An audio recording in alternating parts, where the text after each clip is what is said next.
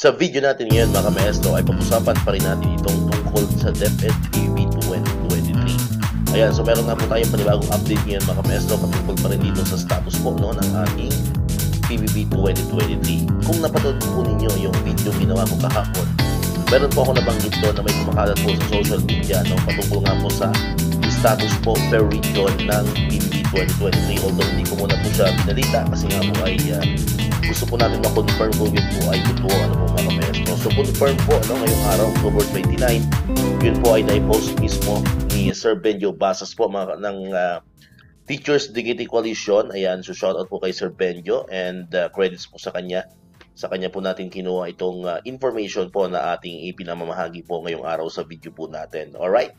So na-post nga po yan ni Sir Benjo Basas sa kanyang official Facebook page yung status po per region ng DepEd PBB 2023. So nakakalungkot lang po kasi meron pa po doon mga hindi nakakapag-submit na region. Ayan, so expect niyo po pagka kayo ay hindi pa nakakapag-submit, baka magkaroon po ng konting delay sa inyong PBB 2023. Ayan, so isa-isahin po natin. Ito po 'yon, yung binabanggit po natin. So nakalagay diyan, Fiscal Year 2023 PBB submissions of Form 1.0 as of October 28, 2025 kasi kahapon nga po ito na-send. I don't know kung kay Sir Benjo directly po ito na-send itong message na ito po, pero ito po ay legit mga kamaestro. Ayan, so una po itong endorsed to AO25 DBM on October 27, 2025. Ayan, ibig sabihin nasa DBM na po ito, hawak na po ng TWG PBB Secretariat yung AO25 itong mga Form 1.0 ng CAR, ng Cordillera Administrative Region at ang Region 9. Ayan, so congratulations po sa mga taga-CAR and Region 9. So, ayan, so far po ito pa lang pong dalawang region, yung CAR, Cordillera Administrative Region and Region 9 ang na-endorse po sa AO25 DBM kahapon lamang po nung isang araw po October 27, 2025. Ayan, so may possibility po na isa po sila sa baka lang naman sa unang makaka-receive po ng ating PBB 2023. Then ito naman po yung next group, marami-rami, 7 region ang nakalagay po diyan. Returned by DepEd Central Office to RO for correction. Ibig sabihin, upon checking po ng DepEd Central Office, mayroong mga discrepancies. Ayan, so yun na po yung mga binabanggit po natin always sa mga video pong ginagawa ko. Na pag mayroon pong correction, mayroong discrepancies, yan po ibabalik ng Central Office sa regional offices, mga kamaestro. So ito po yung Region 4A Calabarzon. Ayan, kinabibilangan kong region na to. Mukhang madidelay, Region 4A Calabarzon, Region 5, ayan, Bicol, Region 6, Western Visayas. We also have Region 7, ayan, Region 10, Region 12, and Region 13. So ito mga region na ito ay naipasa na po ang Form 1.0 sa Central Office. Yun nga lang, upon checking siguro mayroong mga discrepancies. Kalimitan po dyan ay sa spelling, sa minsan siguro yung mga nauulit yung pangalan, duplicate name. Ayan, yan po yung pagkakaalam po natin before. So malamang yun pa rin po yung mga errors siguro ngayon, kaya yun po ibabalik sa kanya-kanya po mga regional offices. So expect po na itong mga region na ito ay baka medyo madelay ng konti.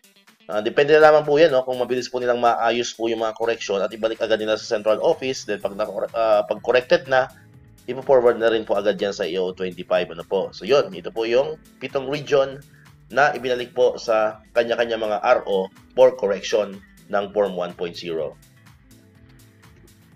Next, ito po for review of DepEd Central Office. Ibig sabihin, as of the moment ay nire-review po, kasalukuyan pong nire-review ng Central Office itong Form 1.0 ng NCR, ng National Capital Region, ng Region 5 or Region 4B, Region 4B Mimaropa at ang Region 1 Ilocos Region. So hopefully sana po itong tatlong region na ito upon checking po or during the checking, sana po walang makita mga discrepancies para yun po ay agad-agad na maipo-forward na rin sa AO25 o sa PBB Secretariat, mga kamaestro. So yun, so manalangin po yung mga taga-NCR, mga taga-Region 4B and Region 1 Ilocos Region na sana po ay walang discrepancies para sumunod na rin po kayo sa CAR, yung Cordillera Administrative Region na nabanggit po natin kanina. Ayan. Next is ito, no submission, 4. Ibig sabihin, hindi pa siguro nila tapos ang inyong mga Form 1.0 So ano po ba yan? Ito yung mga nagmumula sa Region 2, ayan. Then yung Region 3, Central Luzon. Then we also have Region 8 and Region 11. So ito pong 4 na region na po ito ang hindi pa po nakakapag-submit ng kanilang Form 1.0 sa DepEd Central Office. Ayan. So yun po, no? Yun po yung status po ng bawat region. Ayan. So comment lang po kayo dyan kung saan po kayo nabibilang. Kung dito sa no submission, kung dito sa full review of DepEd Central Office, kung dito naman sa returned by DepEd because of correction, or dito sa endorsed to EO 25. So dito mas may advantage dito itong endorsed to EO 25 kasi ibig sabihin ako na-check na po yan ng Central Office, ibig sabihin wala na siyang error, ano. So if ever pag counter-check po yan ng EO 25 or ng DBM na mapatunayan na wala talagang correction, abay, mabilis na po yan, ano po mga kamestro.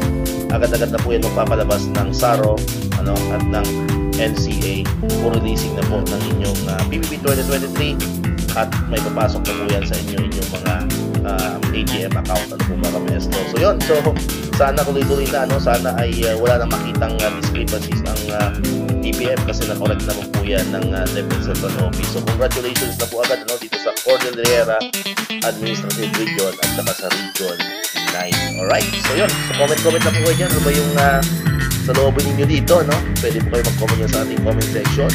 Ayan, lalo na yung mga malapit na makatanggap ng PBB, yung nabanggit natin, comment naman kayo dyan, ano po.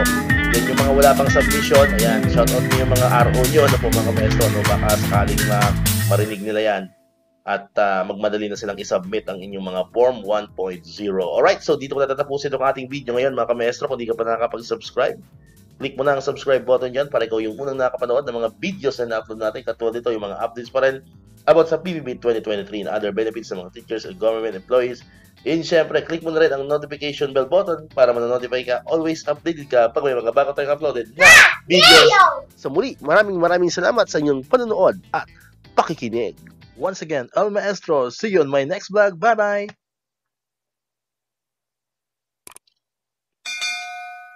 1, 2, 3